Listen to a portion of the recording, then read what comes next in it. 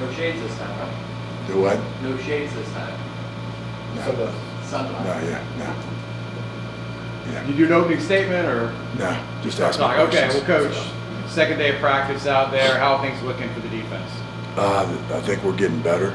That's the goal. But, to establish the right mindset, to dominate and to attack and to attack each day, each rep, just establishing the right mindset. We're not there by any stretch of the imagination. And, to develop some competitive depth. Because as you know, right, in order to have a good season or a great season, you've got to win your one-possession games. And in order to win your one-possession games, you've got to be able to execute and win at the end of games, win on the last play of the game. And that's what we have to prepare to do, and develop leaders at every position. That's because we're only going to go as far as the leadership takes us in this team. And the teams that I've been a part of, the teams that I've been fortunate that were extremely successful, were all player-driven. I know you guys hear that from every coach, so I know that, but that's what it is. Okay, and then the last thing, because now with the evolution of the transfer portal, we've got to develop a sense of unity and cohesion and trust in a much shorter time frame than, like, I say, the old days of college football 2 years ago. Yeah. So to be able, for guys to get to know each other, to establish relationships, to establish respect, and it's been my experience that when you watch a man work, and if he's busting his hump, you can respect that man. You don't have to, doesn't have to be your best friend, but where there's a level of respect, and when that happens, you can play for another man, and that's all some of the things that we're trying to develop, out of this camp. Ted, what do you want the identity of your defense to be this season? At the end of the season, I want them to be known as a unit that plays extremely physical, that plays extremely hard, and that's efficient. They don't bust, they don't beat themselves, and there's 8 million little other things that we could talk about, but in a nutshell, it's those 3 things right there. When they put their tape on, when they put our tape on, here's what I like them to say about it. They freaking championship strain, they play physical, they hit you, okay, and they don't bust. Coach, you saw Ethan winning first walking onto a college campus for the first time. Yeah. You now see him as a veteran leader and a captain. Yeah. What's his development been like? Oh, it's been fantastic. But he's always had all that good inside of him. But it takes time. It doesn't just you don't just step in there as a freshman and you run the team. That's not the way it goes. You got to earn your stripes, earn your respect, earn your marks. And he did that there. He was a captain there, and now he's a captain here. So I don't think that's any accident. And you know what? When you recruit those type of guys, then you help your locker room, and the locker room is so important. How is Gus different than the last time you worked with him? He's about 13 years old, just like I am. But he's super competitive, a very strong leader, believes in the right things. He's got some very strong beliefs that he's communicate with the staff. His beliefs and his vision needs to be our vision as assistant coaches and our players. And if we do that, we're going to be in good shape at the end of the season. But he's a guy that, like I said, he's flexible, he's adjustable, but at the same time, there's things he believes in. And when he tells you something, you can count on it. And, I like working for guys like that. Gus said yesterday Damari Henderson is going to miss some time with an injury to his knee. I stop. I don't talk about injuries. No. The question is going to be with him out. What's the plan as far as to the safety position? Get the next guy ready. Get the next guy ready. Which of the next guys? Always, we got a few guys, so we got some competition at that position. So, it could be a number of guys, and we're rolling back and forth. We're not getting hemmed in with one guy being this safety and the other guy being that safety. We've got a bucket of guys, and we're cross training them so that way we can get our next best player on the field. And I think after spring ball, we really helped ourselves in the transfer portal at that position. But we got some guys too that are here that played well in the spring, and they're very prideful. So it's creating competition, and again, competition makes everybody better. This program for a long time has been known for its offense and its offensive style. How do you build a defense that complements that, or even maybe kind of flips that script? You want to complement it, you want to add to it, right? I love it.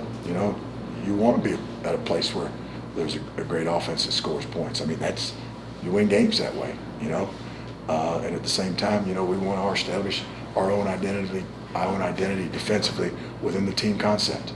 You know, and just we want to help make UCF football as good as we can make it, and that's our mindset. Coach, you kind of referenced, college football changed really in the last 2 years in a lot of ways. From a technology standpoint, it's different for you with helmet communication and the tablets. Is that something you're kind of working through in camp, trying to figure out the best way to go about utilizing those things? Yes, it is something we're working through. The communication with the player, the coach to player communication, and it clicking off at a certain time. We're working through that, but hey, I can learn a few new tricks, and that's what we're working through. Are you going to be the guy on the headset during the games talking to the Mike linebacker? Is that going to be your job? I'm going to be the guy on the headset talking to somebody. Okay. Yeah, I haven't figured out who yet, but we're going to talk to somebody. Yeah. Along the same lines of technology, the use of tablets this year, as a coach who's been around for a while, do you think there's going to be a benefit to having instant access for players and coaches to be able to look at plays and break things down? I think what you're going to get, because, part of the realm of coaching, especially game day coaching, is being able to identify exactly what just happened. Did the ball hit the A gap? Did it hit the B gap? Where did it hit? And sometimes when you ask players what happened, their version of what happened isn't exactly what happened, especially when it would be their fault, that they don't want it to be their fault. Okay, but now just the clarity of the information, so you've got a picture to be able to make the adjustments you need to be able to make. But I've always taken great pride in doing that anyway. So that's something that certainly a picture's worth 1,000 words. So that's great. Yeah. Coach, you talked about cross-training guys. How does that versatility help with hiding coverages and stuff like that to confuse the offense? Because your guys are able to do more. Well, I don't know if it helps with confusing the offense, but what it does do, once they understand concepts, it's the ability to get the next best player, the next best player on the field, whoever that might be. So you're not hamstring, okay, this is the second best strong safety, so the second best strong safety, maybe the second best free safety is better than the second best strong safety. So you can insert that guy, again, just to give you more competitive depth and a way to get your best players on the field, however that may work out. Time for a couple more. How would you describe the distribution of tasks between you and Addison Williams? I think it's been fantastic. As far as distribution of task, you know what? I've been doing this 38 years, and that's the first time I've ever been asked that question with those verbiage, the distribution of task. So, congratulations. It's been fine.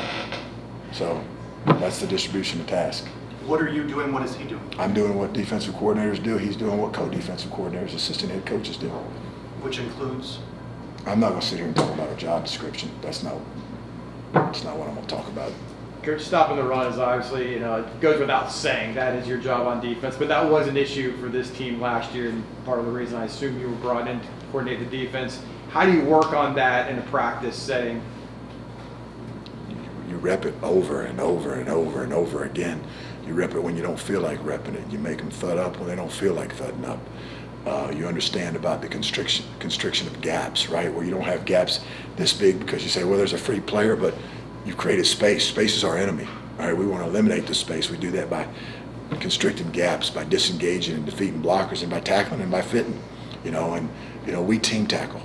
We team tackle. We use, because in football, I've never been part of a game where there wasn't a missed tackle. So eliminating the yardage after missed tackles, that's a big deal, and that happens through pursuit, through proper tracking angles, through tackling technique, through want to, through all that stuff. So there's a lot that goes into that, yeah. Along those lines, what is it, having a guy like R.J. Harvey, who 1,400 yards rushing last year, how does that help your guys' defense when it comes to planning how to stop the run when you have to go up against him in practice? Oh yeah, you're going against one of the best backs in America, and that's going to make you better. That's going to make your level of your game rise, because you're going to rise to the level of your competition every day. At least you're better. So it'll definitely prepare us for game day, no matter who we play. All right. Thanks, Coach. Sure. Thank you.